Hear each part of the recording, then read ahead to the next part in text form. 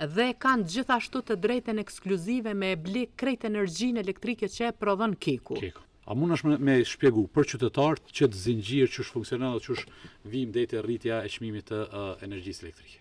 Edhe akterët. Po. Prej qeverie, Keku, Keci, Kosti, ZRE-ja, që ta akterë që funksionojnë mbrana këtij tregu. Unë eksperte me energjisë nuk jam. Kam lexuar shumë dhe kam përcjell me shumë interes, domethënë e kam përcjell me shumë interes sektorin, për shkak se është një ndër resurset kyçe dhe strategjike për zhvillimin ekonomik të vendit. Dhe të sigurisë. Absolutisht, domethënë është për këtë arsye dhe na në programin tonë qeverisës i kemi dhënë faktikisht një status të veçantë dhe një trajtim të veçantë, ka qenë një ndër sektorët me mos them ndoshta prioriteti numër 1 në programin tonë, sepse kemi konsideruar që pa kapacitete të reja gjeneruese është e vështirë me u zgjidhë secili problem. Tash t'ju shpjegoj këtë, domethënë, na është e vërtet që kur LDK-ja ka qenë në opozitë dhe ka qenë në qeveri PDK-ja me AKR-n dhe me të tjerët, është bën privatizimi i distribucionit të energjisë. Edhe ka ndodhur domethënë një farë reforme në sektor. Dhe tash çka ka ndodhur?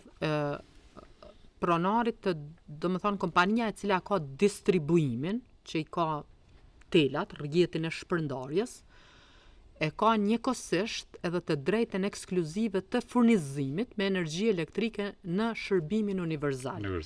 Që i bjen KEC dhe KESCO janë i të njëjtit pronar dhe kanë gjithashtu të drejtën ekskluzive me e ble krejt energjinë elektrike që e prodhon Keku. Dhe tash çmimin e energjisë elektrike që e blen në këtë rast e blen KESCO prej Kekut është 29.60 cent. Domethënë 29,60 cent është megavati i energjisë elektrike, një megavat orë energji elektrike, të cilin e blen kompania private, në këtë rast KESCO, e blen për me ushqit konsumatorëve. Ky çmim është i caktuar prej zyrës së rregullatorit të energjisë elektrike. Qysh është i caktuar edhe çmimi që KESCO ja ushet konsumatorëve dhe bizneseve. Tash KESCO ja fshet. Të rregulluar profitin.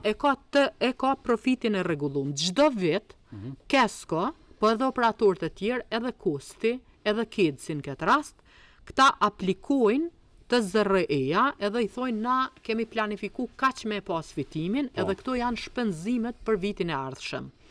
Shpenzimet, planifikimi, investimet, edhe mandej ZRE-ja ulet edhe i shef, domethënë asnjëherë nuk e merr komplet për bazë kërkesën e tyre, po vjen te kalkulimet e veta dhe thotë kjo është ngritja. Tash çka ka ndodhur? Duhet me shpjegu qartë, gjatë mandatit 4 vjeçar, ka pas shumë keq menaxhim në sektor. Shumë keq menaxhim. Tu nis prej të nderave dhe remontet që i përmende. Për herë të parë, nëse shikojmë domethënë, nashta ka ndodhur ndajherë, po 4 vjet. Ajo remontet që është dashur me u bë gjatë verës, janë shtypur me u bë gjatë dimrit.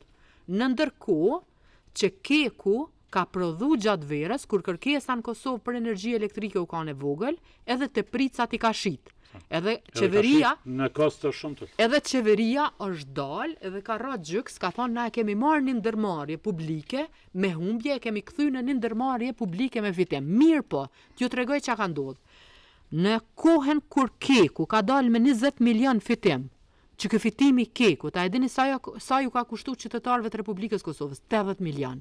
Sepse Keku ka prodhu kur neve nuk na u ka dashur energjia elektrike, e ka shit, në ndërkohë që kur është dashur Keku me prodhu me full kapacitet, nuk ka qenë në gjendje me prodhu se ka qenë në remont, na është dashur me importu energji elektrike, edhe KESCO normalisht nuk ka mi pagu për i xhepit vet. Ka me shku te ZRE-ja, veç më lejo, ka me shku te ZRE-ja dhe ka mi thonë ka që më ka kushtu importi. 10 milion kumble importën, ZRE-ja, po, sepse çka ka ndodhur, ngritja prej 16.1% në këtë vit që u bë. Një pjesë e madhe e tyre është refleksion i kostove të vitit kaluar.